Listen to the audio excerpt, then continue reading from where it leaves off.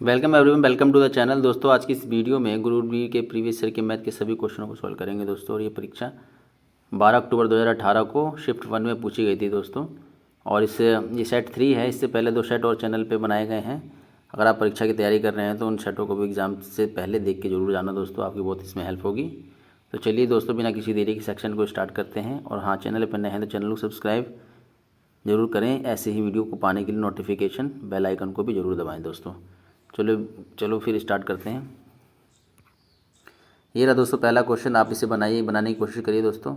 चलिए तो स्टार्ट करते हैं। क्या कह रहा है पहला क्वेश्चन, एक तंबू टेंट इस प्रकार का है जिसका निचला भाग 24 मीटर की ऊंचाई के एक सिलेंडर की तरह है, जिसका व्यास 126 मीटर है।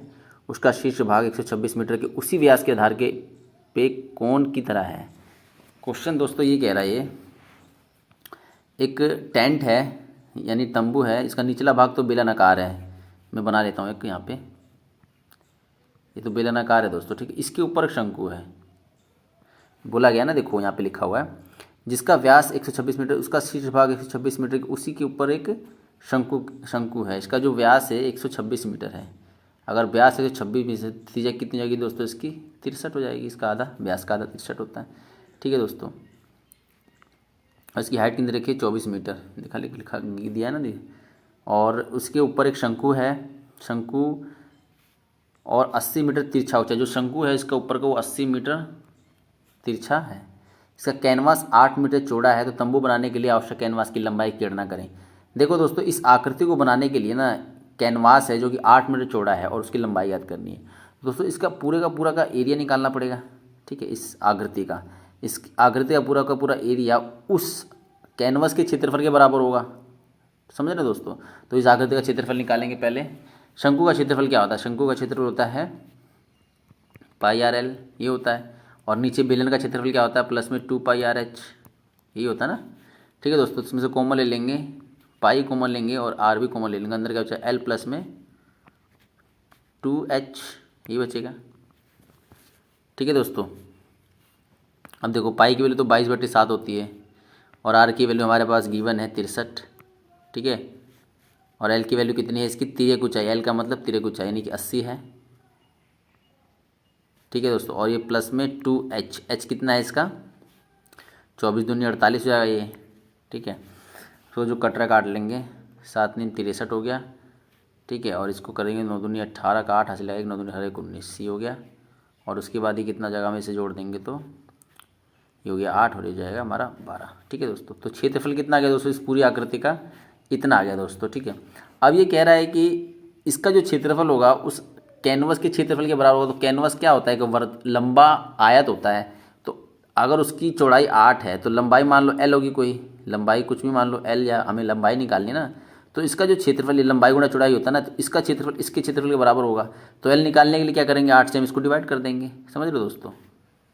बस इसे काट दो आप 4 से, तो कितना हो गया? ये हमारा हो गया 4 दूनी 4 3 12 और 4 दूनी 8, ये 4 दूनी हो गया, ये 16 से कट जाएगा दोस्तों, ठीक है। तो अब क्या बचा हमारा? लंबाई कितनी आ जाएगी हमारी? 198 मल्टीपल 16। बस इसको सॉल्व कर दो, ठीक है दोस्तों। मैं थोड़ा सा 198 यहाँ पे करता हूँ। 198 और 16 को जब आप मल्टीपल करेंगे तो 8 6 48 का 8 हाथ से लग गया 4, और 6 9 54, 54 4 58 का 8 हाथ से लग गया 5, और ये 6 5 11, और ये 8 का 8, 9 का 9, 1 का 1, जमा करेंगे तो 8 8 8 16 का 6 हंसे लगा 1, 10 11 का 1 हंसे लगा 1, 368 मीटर, ठीक है दोस्तों। तो उसकी लंबाई कितनी आ जाएगी कैनवास की? 3168 मीटर आ जाएगी। ऑप्शन नंबर 3 दोस्तों। आई होप गाइज आपको समझ आया होगा। नहीं समझ आएगा आपको ध्यान से देखना, आपको जरूर समझ आएगा, ठीक है दोस्तों। चलो दोस्तों नेक्स्ट क्वेश्चन चलते हैं। नेक्स्ट क्वेश्चन हमारा ये रहा, से 3 से, ये जो संख्या है, ये वाली संख्या 3 से विभाजित है, ठीक है, ये अलग है, 3 से विभाज्य है। तो x के संभावित मानों का योग क्या है? अच्छा क्वेश्चन है दोस्तों। देखो यहाँ पे जो ये x है ना, ये x की जो वैल्यू होगी 1 से लेकर 9 तक की होगी, यानी कि सिंगल डिजिट में होगी। तो 1 से लेके और 3 से विभाजित का नेम क्या होता है? संख्या के अंकों का योग अगर 3 से विभाजित है तो पूरी की पूरी संख्या भी 3 से विभाजित होती है। आपको डिविजिबिलिटी का रूल पता होना चाहिए दोस्तों। तो x का 1 से लेकर 9 तक हो सकती है संख्या, ठीक है। तो 1 से लेकर 9 तक पहले संख्या लिख लो। 1 से लेकर 9 तक लिखेंगे 1 2 3 4 5 6 7 8 और ये 9, ठीक है। अब यहाँ पे ना पुट करके देखो, पहले तो उनको जमा कर लो, कितना हो गया 7 2 9, 9 6 15, 15 और 1 16, 16 प्लस में 16 प्लस में x, ये आ रहा है ना, इनका योग कर रहा हूँ ना। तो 15 तो चले ही जाएगा इसमें से ना, 3 से तो 15, तो 1 प्लस में x आ गया, बस इस पर ध्यान दो। ठीक है दोस्तों, मतलब 3 से विभाजित के नियम यही होता है ना कि अगर रकम पूरी की पूरी अगर 3 से विभाजित है तो पूरी की पूरी संख्या भी 3 से विभाजित होगी बस। तो 15 तो 3 से विभाजित होता है ना, तो 15 को छोड़ो, एक बचा, 1 प्लस में x। अब इसमें से वैल्यू पुट करो, ये सारी जितनी भी है ना, एक एक करके ऑप्शन, इसे ऐसे ही करना पड़ेगा दोस्तों। ठीक है, एक रखेंगे तो 2 हो जाएगा, 2 क्या जाता है 3 से विभाजित, नहीं जाता तो ये नहीं लेंगे। 2 फिर यहाँ पे 2 लेंगे, फिर 2 लेंगे, 2 और 1 3, 3, हाँ 3 3 से विभाजित होता है, इसका मतलब ये ऑप्शन ठीक है हमारा, क्योंकि इसने बोला है ना x से सभी संभावित मान निकालना है, तो 2 तो जाएगा। 3 रखेंगे, 3 और 1 4, 4 जाता है क्या 3 से विभाजित होता है, नहीं, तो 3 भी नहीं होगा। 4 लेंगे तो 4 5, 5 भी नहीं जाता। 5 लेंगे तो 5 और 1 6, ये चला जाएगा। 6 लेंगे 7, ये भी नहीं जाएगा। 7 और 1 8, ये भी नहीं जाएगा। ऐसे सोल्व कर लेंगे 9, हाँ 1 8 और 1 9, 9 जाता है क्योंकि 3 से विभाजित होता है, 9 जाता है। और 9 रखेंगे तो 10 10, ये भी नहीं जाता। तो देखो कितने संभावित मान हो जाएंगे, एक तो हो गया 2, एक तो हो गया 5 और एक तो हो गया 8। ठीक है दोस्तों, इन्हीं का सम तो पूछा है, देखो योग पूछा है तो इनका योग कर लो, कितना हो गया दोस्तों 15 15। ठीक है दोस्तों, तो ऑप्शन नंबर 4 इजी क्वेश्चन था दोस्तों, बस इसे थोड़ा सा समझने की बात है। चलिए क्वेश्चन, नेक्स्ट क्वेश्चन को करते हैं। देखो दोस्तों, ये आ गया, वर्गमूल निकालना है। इसका तो 2 तरीके हैं दोस्तों, जैसे कि मैं आपको एक बताता हूँ। या तो देखो, ये वर्गमूल पूछा ना, पीछे के 2 रकम को हटाओ। ठीक है, अब ये 9 किस किस के पीछे हो सकता, किस किस मतलब संख्या के वर्ग हो सकता है, या तो 3 का होता है या तो 7 का होता है। ठीक है, और देखो ऑप्शन में 3 7 3 से सबका दे रखा है दोस्तों। ठीक है, तो अब देखो 161 है, 161 के आसपास का वर्गमूल क्या होगा। जैसे कि अब मान लीजिए 11 का तो 121 होता है, 11 का 121 होता है, 12 का 144 होता है, 13 कितना होता है 169 होता है, जो कि 161 से बड़ा है। तो हम इसको नहीं लेंगे, हम किसको लेंगे 144 को। 144 किसका होता है 12 का, 12 होगा। 12 के बाद यहाँ पे जो रकम होगी या तो 3 होगी या 7 होगी, या तो 123 होगी या तो 127 होगी। सिंपल सी बात है, ऑप्शन में देखो कौन सा 127। ठीक है, तो इसको लगाओ, आगे बढ़ो। एक तो ये होगा, और एक तो दोस्तों मैं तो कहूँगा बेसिक से भी करना आना चाहिए। ठीक है, इसका सीधा सीधा बेसिक ही करो।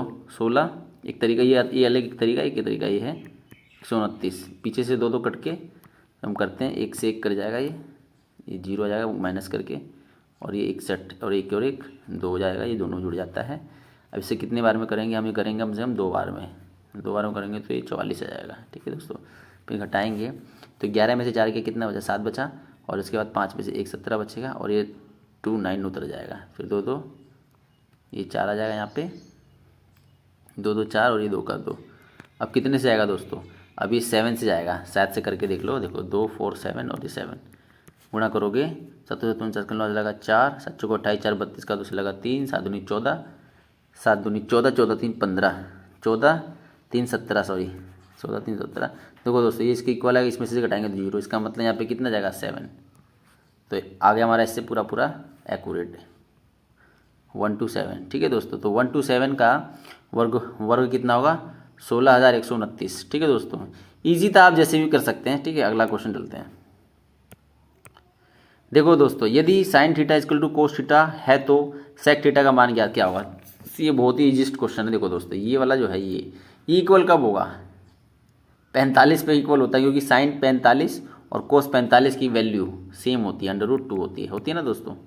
तो थीटा की वैल्यू कितनी आ गई 45, 45 पे ही दोनों इक्वल हो सकते हैं, और किसी पे इक्वल नहीं होता, क्योंकि 45 पे दोनों की वैल्यू सेम होती है। टेबल ट्रिग्नोमेट्री तो आपको याद होना ही चाहिए। ठीक है दोस्तों, अब देखो सेक 45 की वैल्यू की निकाला, थीटा की वैल्यू 45 आ गई ना, तो सेक 45 की वैल्यू कितनी होगी, सेक 45 की वैल्यू कितनी होती है √2 होती है। ठीक है दोस्तों, याद कर लेना। तो इस ऑप्शन नंबर ये, अगर मान के चलो दोस्तों सेक 45 की वैल्यू नहीं याद है आपको, कोस 45 की वैल्यू तो याद ही है। कोस 45 की वैल्यू क्या आती है 1/√2, और ये कोस 45 इसी का सेक थीटा क्या होता है, कोस थीटा का उल्टा ही तो होता है, तो इसका √2, इसका करेंगे तो 1 नीचे आ जाएगा, इसका उल्टा ही तो किया मैंने, तो √2। ठीक है दोस्तों, ऐसे भी कर सकते हैं, इजी क्वेश्चन था। चलिए दोस्तों, अगला क्वेश्चन करते हैं। चलिए दोस्तों, एक क्वेश्चन ये आ गया सिंप्लीफिकेशन का, देखो कैसे करेंगे इसको। ये देखो 54 को हम ऐसे लिख सकते हैं।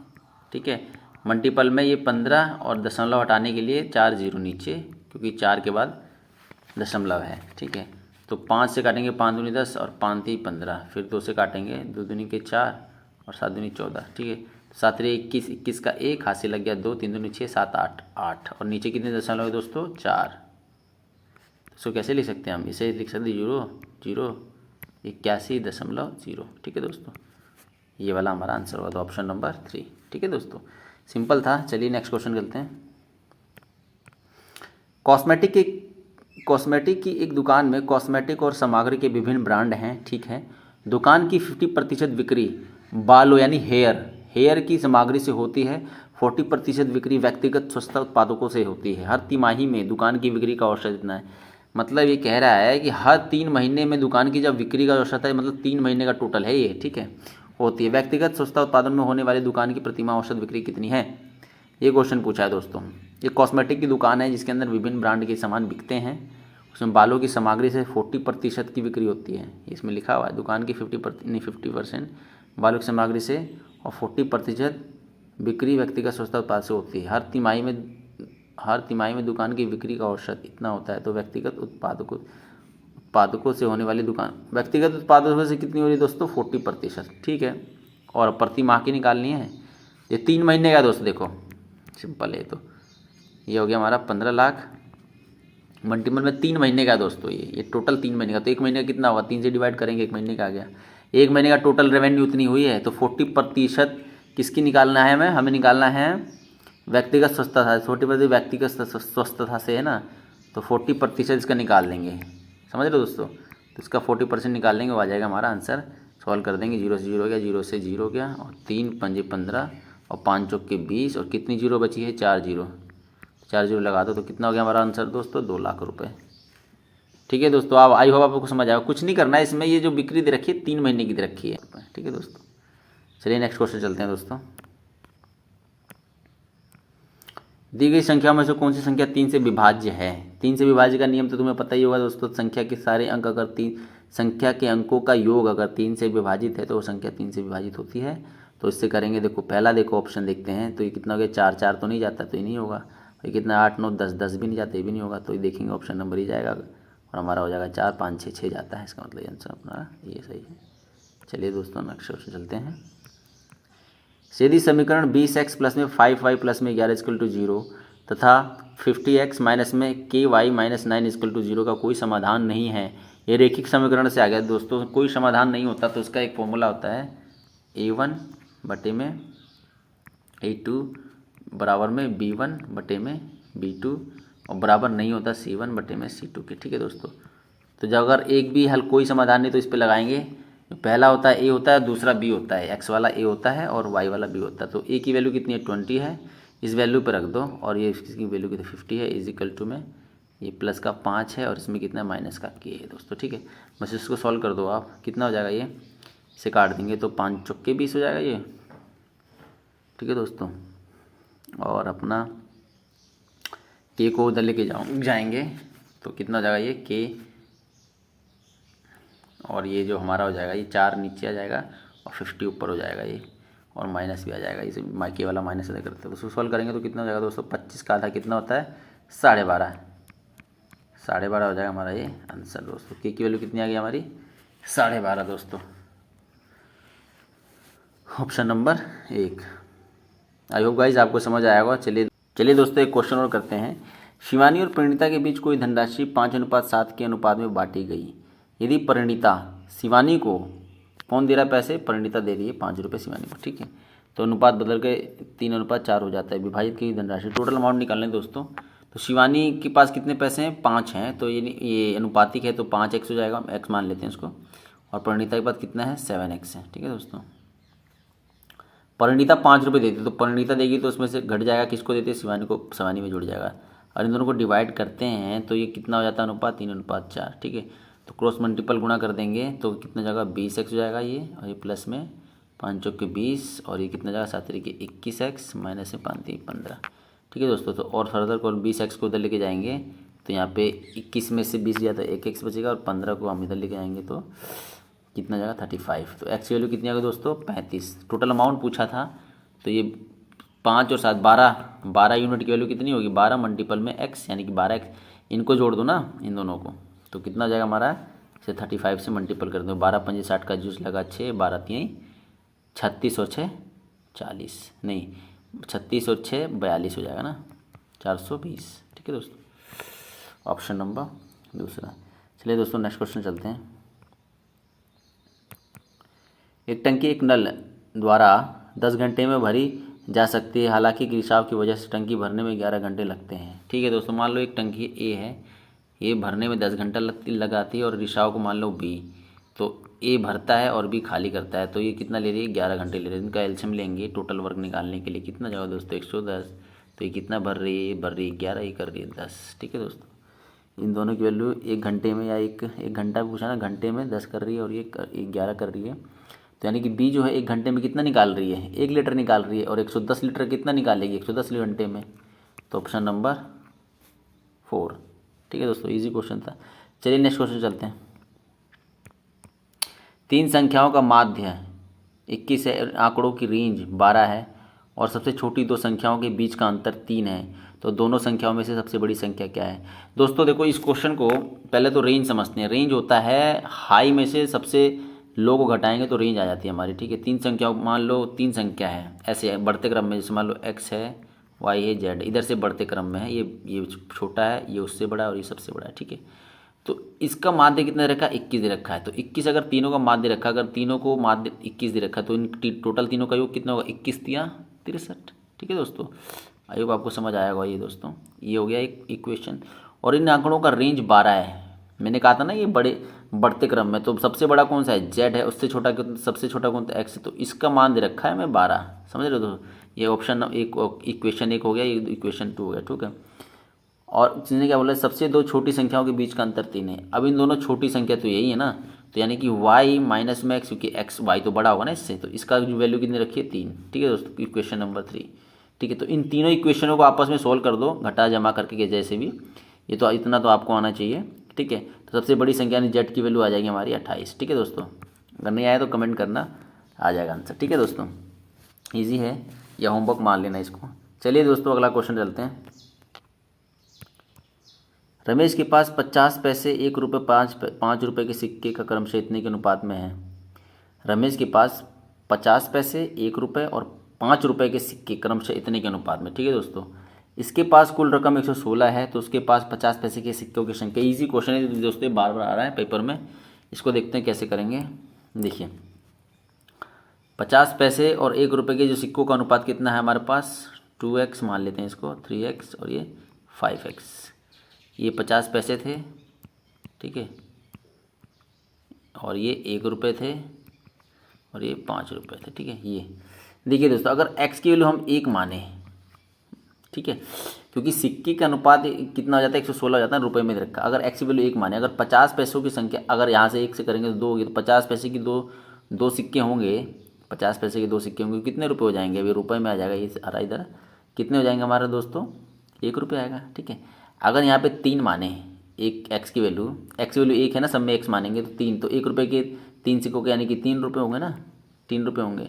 और 5 रुपये के 5 सिक्के हैं, तो 25 रुपये हो जाएंगे ना, तो 25 3 28 1 29, यानी कि जब x की वैल्यू हम 1 रखते हैं तो रुपये टोटल कितने बनते हैं, 29। ठीक है दोस्तों, और टोटल रुपये कितने बन रहे हैं, 116 बन रहे हैं। तो सिंपल सा हम इसको 29 से डिवाइड कर देंगे। ठीक है, तो हमें x की वैल्यू निकालें, आ जाएगी इससे हमें। ठीक है, तो हम इसको डिवाइड करेंगे तो कितने से जाएगा ये,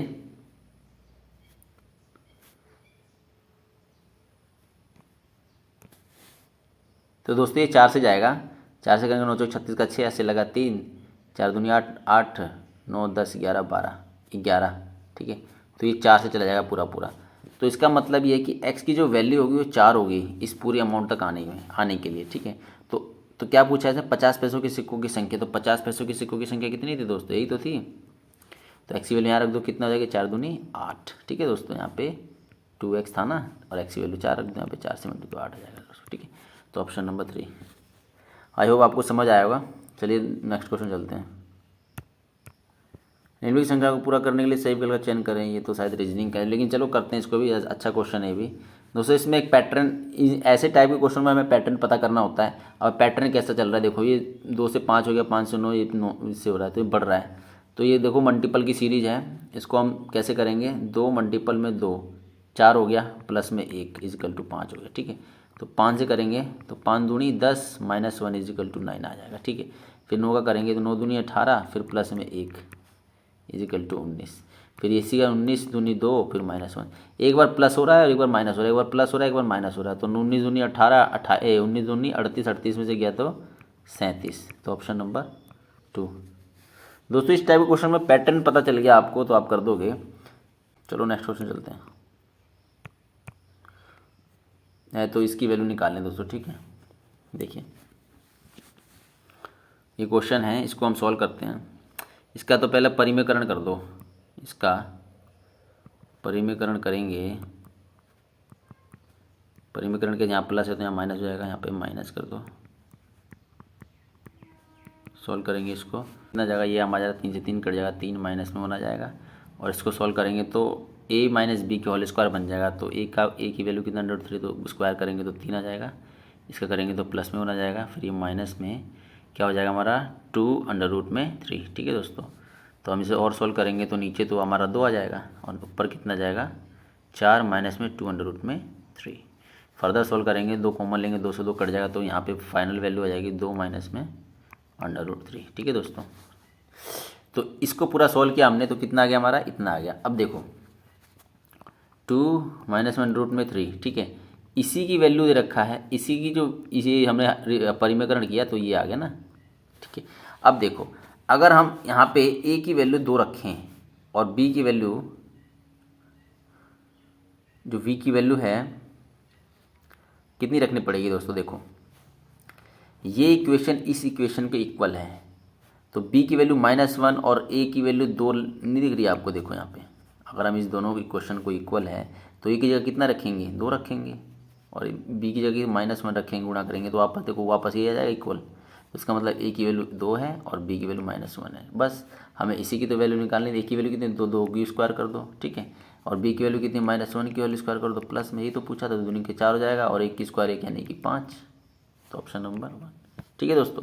इजी क्वेश्चन था, बस परिमेयकरण करना था और थोड़ा सा ऑब्जर्वेशन करना था दोस्तों इसको। चलो नेक्स्ट क्वेश्चन चलते हैं। हाँ ये देखिए ये क्वेश्चन है, ये भी एक सिंप्लीफिकेशन से है। देखिए इसको पहले सोल्व करते हैं, यहाँ पे साइड में इसको सोल्व करेंगे। इसका पहले खंड निकाल लो, 7 से करेंगे, 7 दूनी 7 एकम, फिर 3 से 3 सत्ते, तो 2 बार आ रहा है तो इसका मतलब 7 बार आएगा। तो इसको सोल्व करेंगे तो हम कितना आ जाएगा हमारा आ जाएगा 3 मल्टीपल में 7 और अंडर रूट में ये 3 ही रहेगा अंदर, ठीक है।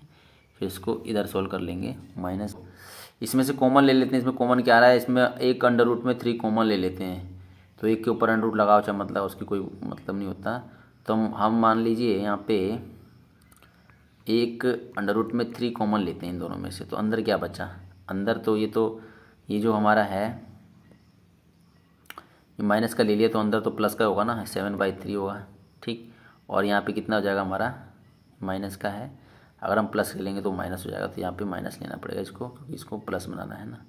तो ये हो जाएगा हमारा 7, ठीक है दोस्तों। ये हमने कॉमन ले लिया, इसको हम इसे सॉल्व कर लें, एक्चुअली जैसे मर्जी सॉल्व करना, आपको जैसे समझ आता है, ठीक है। सॉल्व करने के बाद उसके अंदर वाला जो वैल्यू है 3 और ये कितना जाएगा हमारा 7 माइनस में 7 21 हो जाएगा, ठीक है दोस्तों। और ये हो जाएगा 1/√3। तो 21 में से 7 गया तो कितना बच गया 16 माइनस का 16, ठीक है। माइनस का 16 बचा और ये इससे गुणा करेंगे तो कितना जाएगा प्लस का 16 बटे में √3 हो जाएगा। पूरा सॉल्व कर दिया मैंने, ये हो गया, ठीक है। और उसके बाद यहाँ पे क्या बचा, यहाँ पे बचा 7 3 के 21 √3, ठीक। बस इसको और थोड़ा सॉल्व कर दो। यहाँ पे तो एलसीएम लेंगे तो इसका तो यही आएगा 3√3 और इसको फिर इससे गुणा करना पड़ेगा तो कितना जाएगा ये 63 मल्टीपल 3 अंडर रूट से अंडर रूट कट जाएगा तो 3 आ जाएगा, प्लस में ये 16, ठीक।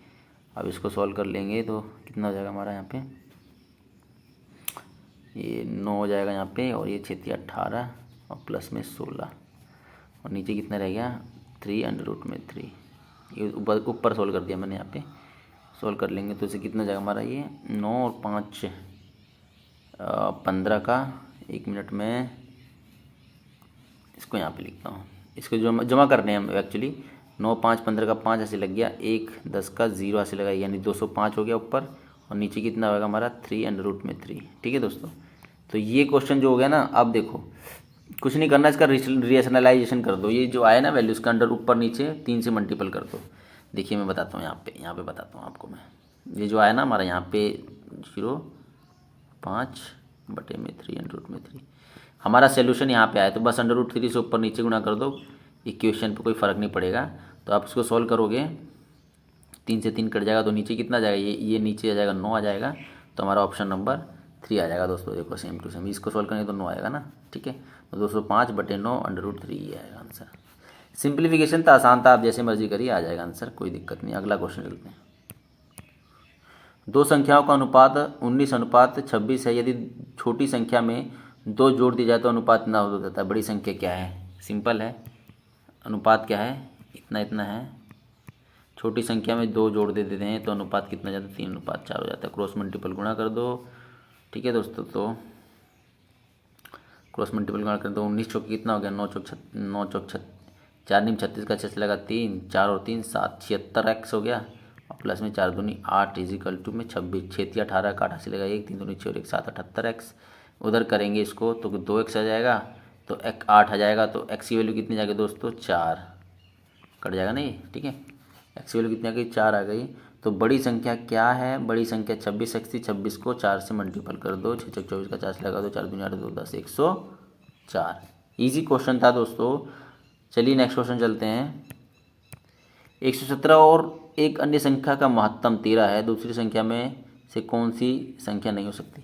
देखो दोस्तों, महत्तम समापवर्तन पहले क्या होता है, कोई भी दो संख्या का महत्तम समापवर्तक उसका हाईएस्ट कॉमन फैक्टर होता है।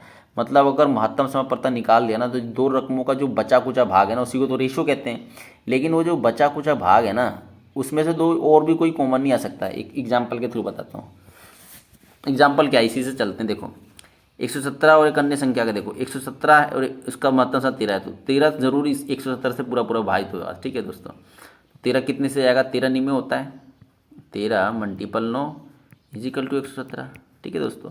तो 13 गुणनखंडी है, तो ये 13 हो गया ना, इसका HCF है। तो 9 जो है ना बचा हुआ भाग है, और HCF एल्सियम दो संख्याओं के बीच दूसरा जो संख्या होगा उसका जो भी, जैसे देखिए दूसरी जो संख्या मान लीजिए ये ले लेते हैं। ये देखो 13 से जा रहा है ना, 13 कम 13 से जाएगा ना, तो 13 कम 13, फिर उसके बाद 13 कम 13, मतलब 13 को मल्टीपल 11 करेंगे तो कितना जाएगा, 143 आ जाएगा। ठीक है, इन दोनों का HCF तो है ना।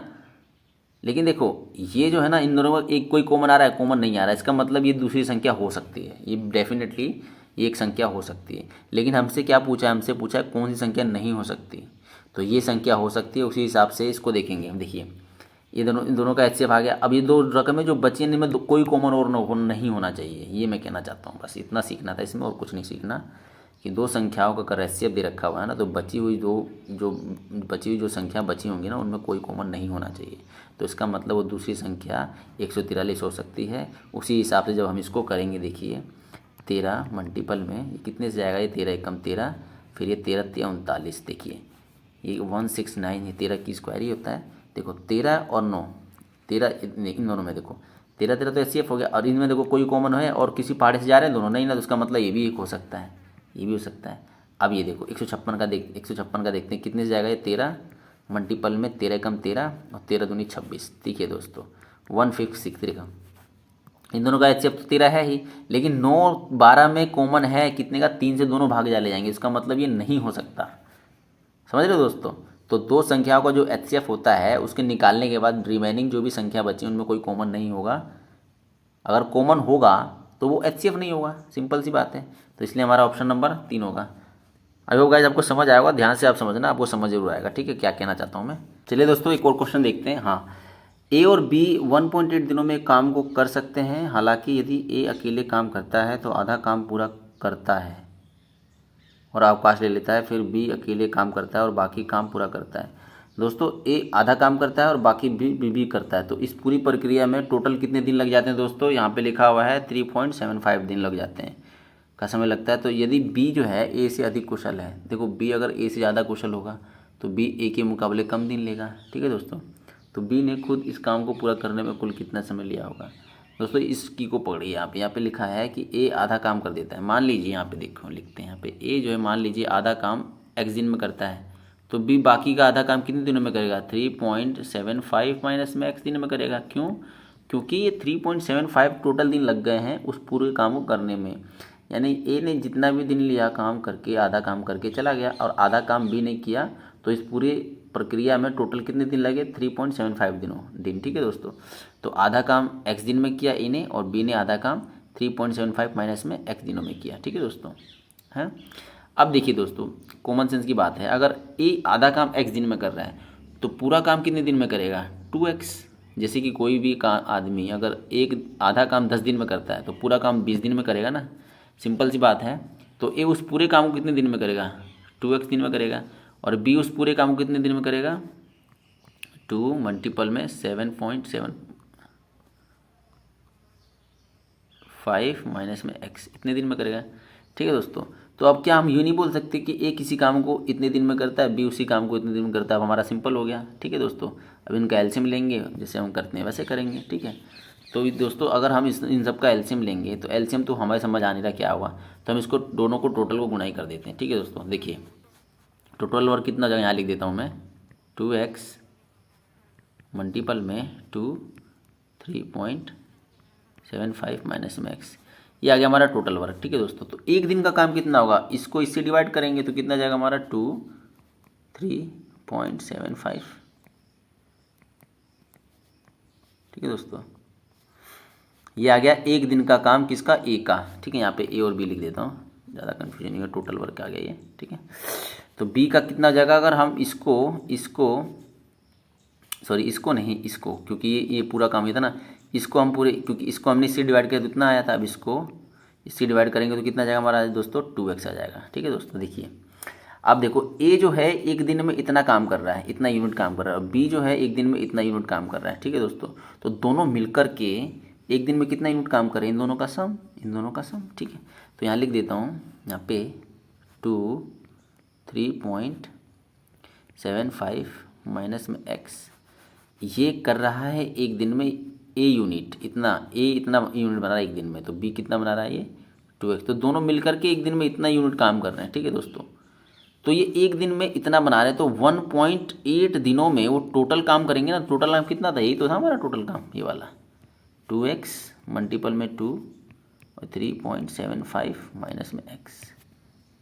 ठीक है दोस्तों, ये इक्वेशन समझना था, क्योंकि 1.8 कहाँ से आया? देखो यहाँ पे लिखा हुआ है कि ए और बी 1.8 दिनों में किसी काम को कर सकते हैं। देखिए एक दिन का दोनों का काम आ गया इतना, ये सारा एक दिन का काम ही तो था इन दोनों का भी, जैसे मैंने बताया आपको, एक दिन में इतनी बनाते हैं, तो ये इतने दिन लगाएंगे पूरा टोटल काम करने में, तो टोटल काम के बराबर ही तो होगा ये।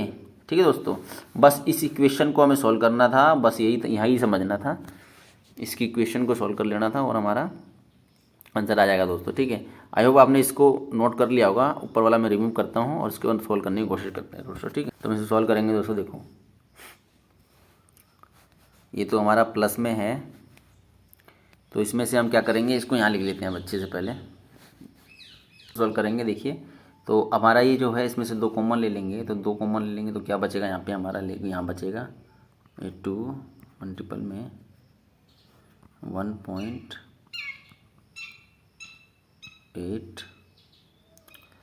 और अंदर बचेगा 3.75 माइनस में x और फिर प्लस में x, ये बचेगा।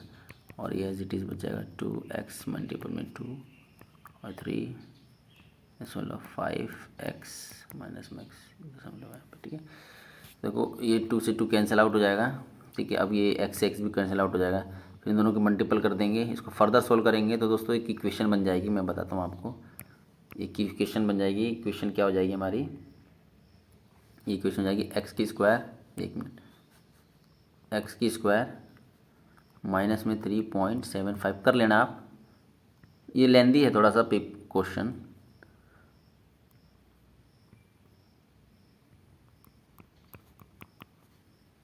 ये एक इक्वेशन बन जाएगा द्विघात बहुपद सॉल्व कर लेना आप दोस्तों।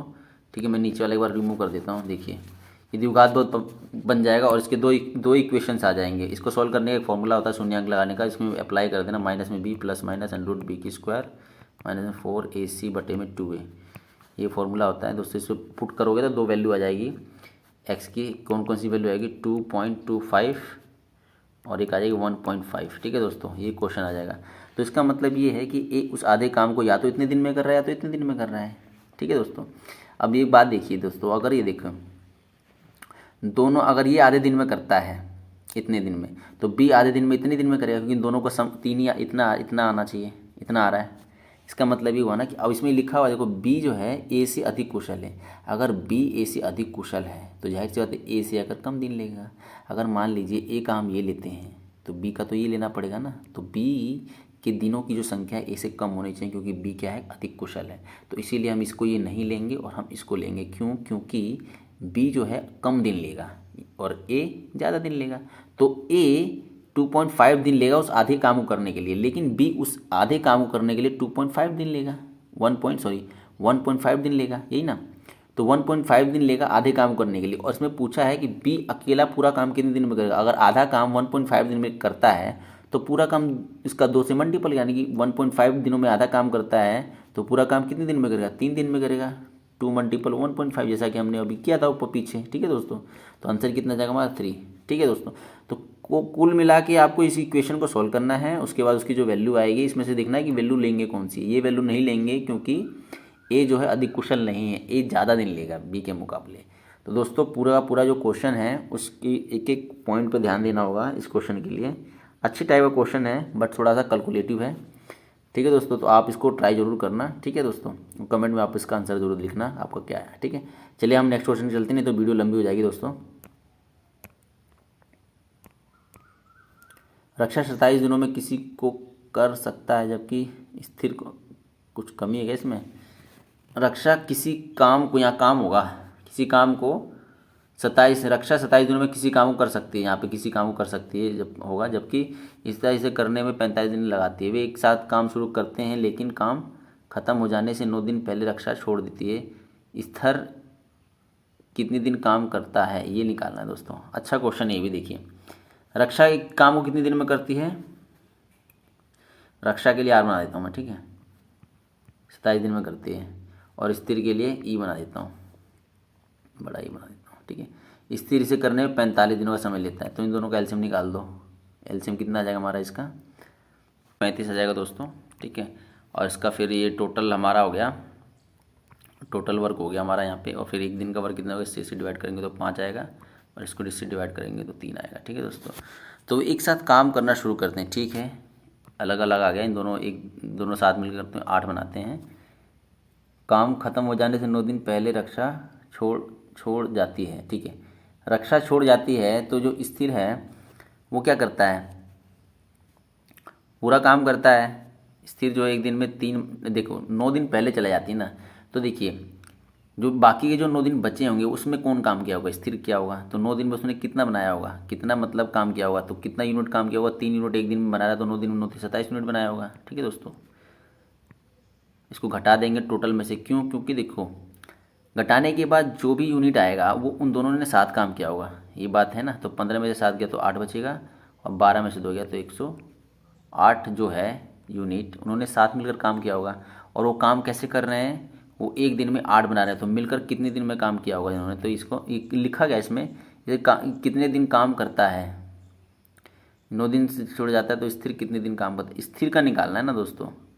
इसको डिवाइड करेंगे, देखिए 108 को 8 से जब हम डिवाइड करेंगे, 3 8 एकम 8, फिर 2 बचेगा 8, 8 चौके 32 नहीं, 8 त्रिक के 24, 8 त्रिक के 24, फिर ये 4 होगा, फिर 10 लगाएंगे तो 8 पंजे 40। जब इसको सॉल्व करेंगे तो कितना जाएगा, 13.5 डेज। ठीक है दोस्तों, कहने का मतलब ये है कि 13.5 दिनों के बाद रक्षा काम छोड़कर चली जाती है, और बाकी का बचा काम कौन करता है, स्थिर करता है। स्थिर को करने में 9 दिन लगते हैं। तो ठीक है, तो इसने ही पूछा है क्वेश्चन में, आंसर क्या पूछा है, स्थिर कितने दिन काम करता है। देखो 13.5 दिन तक तो साथ था रक्षा के, ठीक है, और रक्षा चली गई फिर भी वो काम कर रहा है, तो कितने दिन काम करता है, 9 दिन और, तो प्लस में 9 दिन और काम करेगा। तो बस इसी को तो सॉल्व करना था। कितना हो जाएगा हमारा दोस्तों, 22.5 दिन। क्वेश्चन में थोड़ा सा ये बदल दिया, एक्चुअली पूछता है ये कि रक्षा कितने दिन तक काम करी, लेकिन एक स्टेप और बढ़ा दिया इसने कि स्थिर कितने दिन काम करता है। तो कितना दिन में काम करता है दोस्तों, 22.5 दिन में काम करता है, जैसा कि ये है, क्योंकि 9 दिन तो वही काम करता है, बाकी बचा, और साथ में जब वो रक्षा थी तो 13.5 दिनों तक वो दोनों साथ काम किए थे दोस्तों। आई होप गाइस आपको समझ आया होगा। ठीक है दोस्तों, अगला क्वेश्चन देखते हैं हम, आप इसे बनाइए। निम्नलिखित में कौन सी संख्या 6 से विभाज्य है। 6 से विभाज्य का नहीं वही है जो 3 का है, और 9 का भी सही नहीं होता है। संख्या के सारे अंकों का योग अगर 6 से विभाजित है तो पूरी की पूरी संख्या 6 से विभाजित होगी। तो इसका करेंगे तो ये सब नहीं होगा और इसका हो जाएगा, तो ये हमारा आंसर हो जाएगा दोस्तों। आई होप आपको समझ आएगा। जोड़ के देख लो, 3 3 6 करेंगे, 3 3 6 6 4 10 10 18 18 18। देखो 206 से जाता है कि नहीं, बोला जा रहा है, इसका मतलब ये संख्या पूरी की पूरी 6 से विभाजित हो गई। ठीक है दोस्तों, चलिए नेक्स्ट क्वेश्चन चलते हैं। एक 1.5 मीटर लंबी ट्रेन 57 किलोमीटर की रफ्तार से 39 सेकंड में प्लेटफॉर्म को पार करती है। मान लो प्लेटफॉर्म की लंबाई है पी। अगर कोई भी ट्रेन अगर प्लेटफॉर्म को पार करे, प्लेटफॉर्म की लेंथ को तो पार करेगी, साथ में अपनी भी लेंथ को पार करेगी। तो उसकी लेंथ कितनी है? 141.5 मीटर। ठीक है दोस्तों, और ये पी मीटर है। इतनी लेंथ को पार कौन से किससे कर रही है? वो 57 किलोमीटर पार की स्पीड से कर रही है। इसे मीटर पर सेकंड में बना लेंगे तो कितना जाएगा दोस्तों? 57 मल्टीपल में 5/18 इसी स्पीड से तैयार करेगी। बस यहाँ पे कर दो 57 मल्टीपल में 5 मल्टीपल में 18 मीटर पर सेकंड। कितनी देर में पार कर रही है? 39 में। बस इस इक्वेशन को आप सॉल्व कर दीजिए, आपका आंसर आ जाएगा। प्लेटफॉर्म की पी की वैल्यू निकाल लीजिए, पी की प्लेटफॉर्म की लंबाई आ जाएगी। कैसे करेंगे देखो तो दोस्तों, हम इस क्वेश्चन को सॉल्व करेंगे। इस क्वेश्चन को सॉल्व करने के लिए देखो दोस्तों, ये तो हमारी क्या हो गई? ये तो टोटल दूरी हो गई ऊपर वाली, और नीचे क्या हो गई? चाल हो गई, और ये समय है। ठीक है दोस्तों, तो हम इसको सॉल्व करेंगे। इसको उधर लेके जाएंगे तो कितना हो जाएगा हमारा? यहाँ लिख देता हूँ, यहाँ पे पी प्लस में 141.5 इजिकल टू में 39 मल्टीपल में 57 मल्टीपल 5/18। 3 से करेंगे, 3 एकम 3 3 3 9, फिर 3 6 18, फिर 3 से 3 एकम 3 3 9 27। ठीक है दोस्तों, 9 हो गया, और 3 2 6। ठीक है, इसको सॉल्व करेंगे तीनों को तो कितना जाएगा दोस्तों? हमारा 1235 आएगा दोस्तों। 2 से डिवाइड करेंगे तो कितना जाएगा हमारा? 17.5। ठीक है दोस्तों, हमारा पी की वैल्यू कितनी जाएगी? इसको उधर लेके जाएंगे तो इसमें से घटा देंगे 141.5 से, तो उनसे कितना जाएगा हमारा? 476 मीटर। घटा लेना, आप आ जाएगा आंसर। ठीक है, तो ऑप्शन नंबर 1। चलिए दोस्तों नेक्स्ट क्वेश्चन चलते हैं। अंकिता अनु से 2 वर्ष छोटी है। आज से 4 वर्ष बाद अनु की आयु 3 वर्ष पहले अंकिता की आयु की 2 गुनी हो जाएगी। अंकिता और अनु की आयु ज्ञात कीजिए। ठीक है दोस्तों, ये क्वेश्चन करते हैं। देखिए, तो अनु का अगर मान लो मैं x मान लेता हूँ। ठीक है दोस्तों, तो अंकिता का कितना हो जाएगा?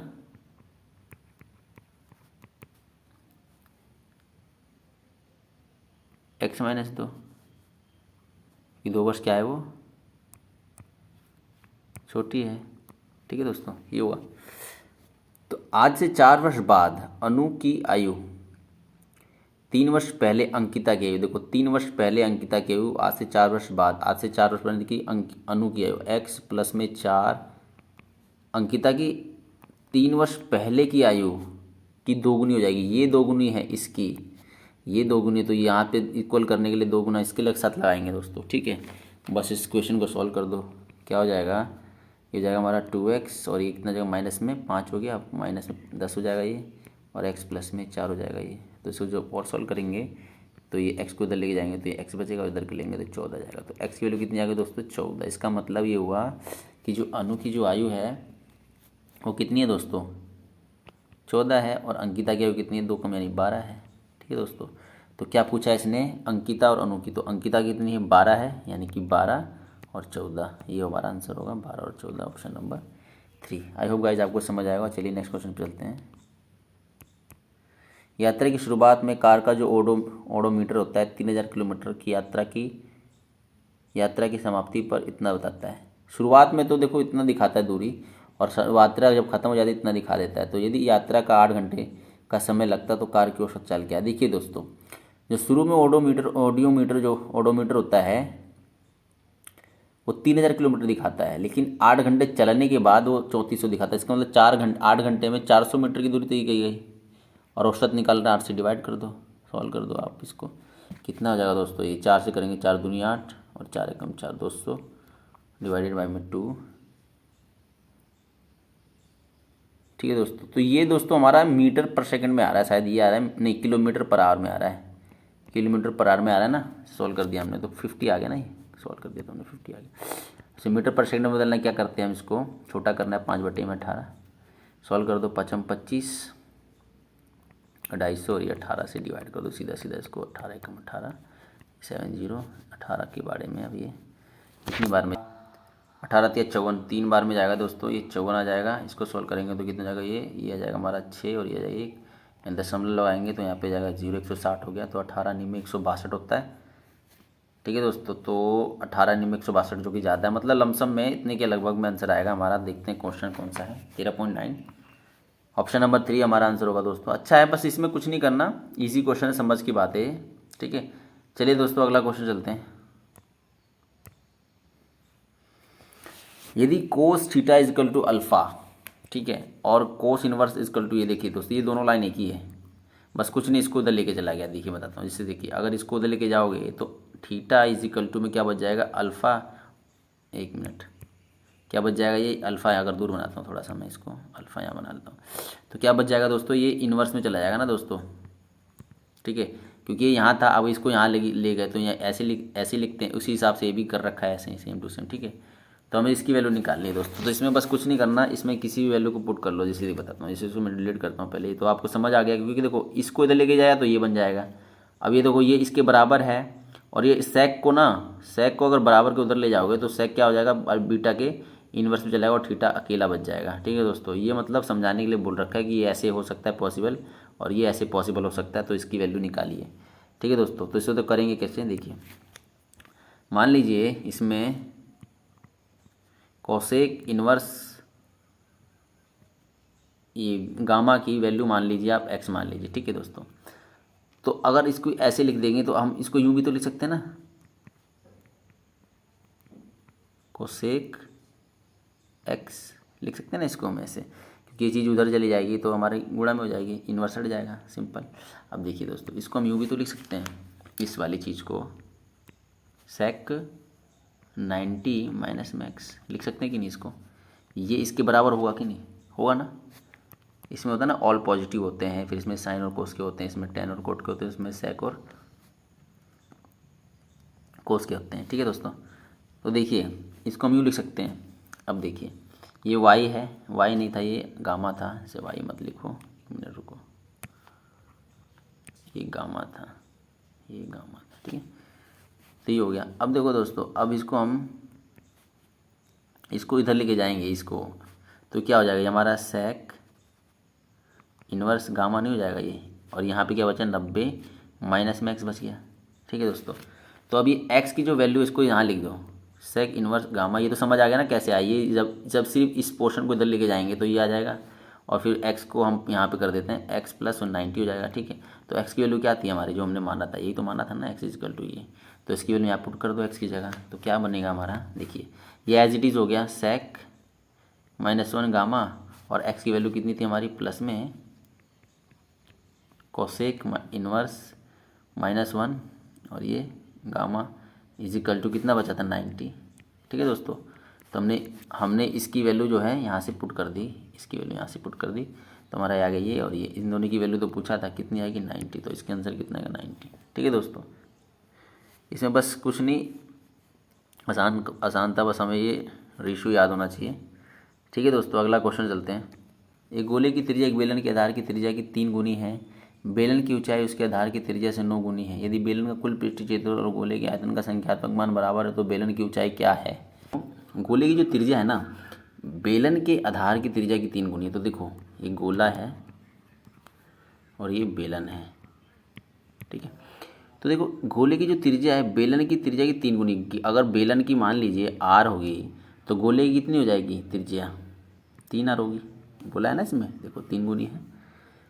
बेलन की जो ऊंचाई है इसके आधार की त्रिज्या से 9 गुनी है, मतलब बेलन की जो ऊंचाई है ना अपने ही त्रिज्या की, यानी कि बेलन की खुद की त्रिज्या की कितनी है 9 गुनी है। तो बेलन की जो हाइट कितनी हो जाएगी, इसकी हो जाएगी दोस्तों 9r, इसकी आ जाएगी हमारी हाइट। ठीक है, बेलन की ये बोला गया है। यदि बेलन के कुल पृष्ठीय क्षेत्रफल और गोले का आयतन संख्यात्मक में बराबर, देखो गोले का जो आयतन कितना होता है 3/4 पाई आर की क्यूब, आर की यही होता है ना दोस्तों। ये इसका जो संख्यात्मक मान है, ये बेलन का कुल पृष्ठीय क्षेत्रफल क्या होता है दोस्तों 2πr, और h प्लस में r, यही होता है कि संख्यात्मक मान के बराबर है दोस्तों। ठीक है, ये r है, एक मिनट रुकिए इसे मिटा देता हूँ थोड़ा सा, ये r, ये ब्रैकेट बन। ठीक है, इन दोनों की संख्यात्मक मान बराबर है, तो बस वैल्यू पुट कर दो और हमें बेलन की ऊंचाई निकालनी। देखिए अगर इसकी जो वैल्यू है, इसका जो आर है कितना है, 3 आर है, तो यहाँ रखेंगे 3 मल्टीपल 4 पाई आर की क्यूब कितना है 27, 27 हो जाएगा, 3 की पावर 3 तो 27 आर की क्यूब इजिकल टू में ये 2 पाई, इसकी तो वैल्यू आर की आ रही है तो आर ही लिखेंगे। और एच की वैल्यू कितनी है दोस्तों, इसकी 9 आर है प्लस में आर। ठीक है, तो इसको और सॉल्व करेंगे, पाई से पाई कट जाएगा। ठीक है, और ये हमारा 3 सॉरी ये 3/4 नहीं होता है, 4/3 होता है। 1 मिनट रुकिए, इसमें एक यहाँ पे जो होता है ना ये होता है 4/3, ऊपर नीचे हो गया, 4/3 होता है। ठीक है दोस्तों, तो पाई से पाई कट गया, 2 से ही काटेंगे 2, और इसके वजह से काटेंगे तो ये 9 हो जाएगा। तो ये कितना जाएगा, 9 दूनी 18, और ये एक आर से ये आर कट जाएगा, तो यहाँ पे 2 आर की स्क्वायर बचेगा। ठीक है, ये सारा कट गया, यहाँ पे ये बचा है इक्वल टू में, इसको सॉल्व करेंगे तो 10 आर हो जाएगा दोस्तों। ठीक है, इसको जब हमने सॉल्व किया कितना आ गया हमारा 10 आर, 9 और एक 10 आर हो जाए, तो एक आर से एक आर कट जाएगा, तो आर की जो वैल्यू आ जाएगी हमारी, यहाँ लिख देता हूँ, आर की जो वैल्यू आ गई 10/18 आ गई। ठीक है दोस्तों, आर की वैल्यू आ गई, तो देखो आर की तो वैल्यू आ गई, तो बेलन की ऊंचाई पूछा, तो बेलन की ऊंचाई कितनी है, उसकी आर की 9 गिनी है, तो बस इसमें से 9 से मल्टीपल कर देंगे, तो काटेंगे इसको तो कितना जाएगा, 2 बार में कटेगा, इसे करेंगे 5, तो एच की वैल्यू कितनी आ गई हमारे दोस्तों 5, एच की वैल्यू कितनी आ गई दोस्तों 5 इकाई। आई होप गाइस आपको समझ आया होगा, ध्यान से समझोगे तो समझ आ जाएगा आपको। ठीक है, चलिए नेक्स्ट क्वेश्चन चलते हैं। किसी संख्या का 5/12 3/4 संख्या ज्ञात कीजिए। देखिए वो संख्या मान लो x है, उसका संख्या का 5/12 कितना है, 3/4 है। बस इसको क्रॉस मल्टीपल गुणा कर दो, 12 उधर चला जाएगा, 5 इधर, 4 से काटेंगे, 4 3 12, 9/5 ये आंसर है दोस्तों। इसको और फर्दर चलेंगे, 5 में 5 और ये 4, इसको ऐसे भी लिख सकते हैं, तो ऑप्शन नंबर 3 आसान क्वेश्चन था। चलिए दोस्तों नेक्स्ट क्वेश्चन चलते हैं। एक टैंक को 3 घंटे में नल ए द्वारा भरा जा सकता है, ठीक है, और बी 4 घंटे में से भर सकता है, और नल सी 6 घंटे में से खाली कर सकता है। यदि तीनों को एक साथ खोल दिया जाता है तो टैंक को भरने में कितना समय लगेगा। तो दोस्तों देखिए, एक नल ए है जो टंकी को कितने घंटे में भर रहा है, 3 घंटे में, और बी है इसे 4 घंटे में भर रहा है, और जो एक सी है जो निकाल रहा है, इसलिए माइनस से कर दिया हमने, ये 6 घंटे में खाली कर रहा है। तो इसका एलसीएम लेंगे तो 12 आएगा, इसको 12 आएगा टोटल, मतलब टोटल लीटर जो है इतना आ जाएगा इसमें। ठीक है, ये 4 आएगा, इसको ऐसे डिवाइड करेंगे तो 3 आएगा, इसे करेंगे 2। इसका मतलब ये है कि देखिए एक घंटे में देखा जाए तो 4 लीटर डाल रहा है पानी ए, टंकी ए, और 3 लीटर पानी डाल रहा है पाइप बी, तो टोटल कितने लीटर है, 7 लीटर आ गया। लेकिन जो सी 1 घंटे में 2 लीटर निकाल भी रहा है, तो कितना निकाल रहा है, 2 लीटर, तो 7 में से 2 घटाएंगे तो 5, तो टोटल मिला के 5 ही लीटर 1 घंटे में जा रहा है, और भरना कितना है 12 लीटर, तो कितना समय लगेगा, 12/5 आवर लगेगा। ठीक है दोस्तों, तो ऑप्शन नंबर पहला, इजी क्वेश्चन था दोस्तों। चलिए नेक्स्ट क्वेश्चन चलते हैं। देखो दोस्तों, ये क्वेश्चन है, उपरोक्त आंकड़ी में बी का मान दे रखा हुआ है। ठीक है दोस्तों, इस आंकड़ी को थोड़ा बड़ा बना लेता हूँ यहाँ पे मैं, तब इसको, तो उपरोक्त में बी ए ई, देखो बी ए ई इतना, ये कितना दे रखा है, 30 डिग्री दे रखा है दोस्तों। ठीक है, और ए बी ई यानी ये 80 दे रखा है, 80 दे रखा है। ठीक है, और डी बी ई कितना दे रखा है दोस्तों, डी बी ई दे रखा है 50, दे रखा है 50। ठीक है दोस्तों, तो हमें बी सी ई निकालना है दोस्तों। देखो बी सी ई हमें इसकी वैल्यू निकालनी है, इस वाले की। ठीक है, देखो दोस्तों, ये सेम जीवा पे अगर 2 कोण बनते, देखो ये वाला कोण और ये वाला कोण, इनकी वैल्यू बराबर होगी। देखिए ये 50 है तो ये भी 50 होगा, कॉमन सेंस, ये परिमेय होती है। अगर एक ही जीवा द्वारा वृत्त की परिधि पर बने कोण क्या होते हैं, बराबर होते हैं एक पर परिमेय, तो ये हमारा 50 हो गया। ठीक है, अब देखो दोस्तों, इस पे ध्यान दो, त्रिभुज ए बी डी पे ध्यान दो, इस वाले पे ध्यान दोगे ना आप। देखो ये कितना हो गया, 80 और 50, 80 50 कितना हो गया दोस्तों हमारे 130, और ये 30 कितना हो गया 160, और त्रिभुज के तीनों कोणों का योग कितना होता है दोस्तों 180, तो ये कितना हो जाएगा 20 हो जाएगा। अब ये 20 हो गया, अब इस वाले त्रिभुज पे ध्यान दो, इस वाले पे, कौन से, बी डी ई पे, त्रिभुज के तीनों कोणों का कितना होता है दोस्तों 180, ये 50 है, ये 20 है, तो ये कितना हो जाएगा 110। ठीक है दोस्तों, यानी कोण ई जो होगा यहाँ से यहाँ तक, कोण ई कितना जो 110 हो जाएगा। ठीक है दोस्तों, अब देखिए चक्रीय चतुर्भुज में आमने सामने के जो कोणों का योग होता है वो क्या होता है 180। क्यों? क्योंकि दोस्तों देखो चक्रीय चतुर्भुज क्या होता है कि किसी भी किसी भी चतुर्भुज के सारे वर्टेक्स अगर वृत्त की परिधि पर हो तो उसे हम चक्रीय चतुर्भुज कहते हैं, और उसके आमने सामने कोणों का योग कितना होता है 180 होता है। दोस्तों देखो अगर ये 110 है तो ये टोटल कितना हो जाएगा दोस्तों 70, टोटल कितना हो जाएगा 70 होगा। अगर ये 50 है तो ये कितना बचा 20, तो यही तो पूछा था, 20 आ जाएगी हमें इसकी वैल्यू, किसकी, इसकी कोण BC की। ठीक है दोस्तों, आई होप आपको समझ आया होगा, नहीं समझ आएगा तो आप ध्यान से अपना देखना तो आपको समझ आएगा। ठीक है, चलिए नेक्स्ट क्वेश्चन चलते हैं।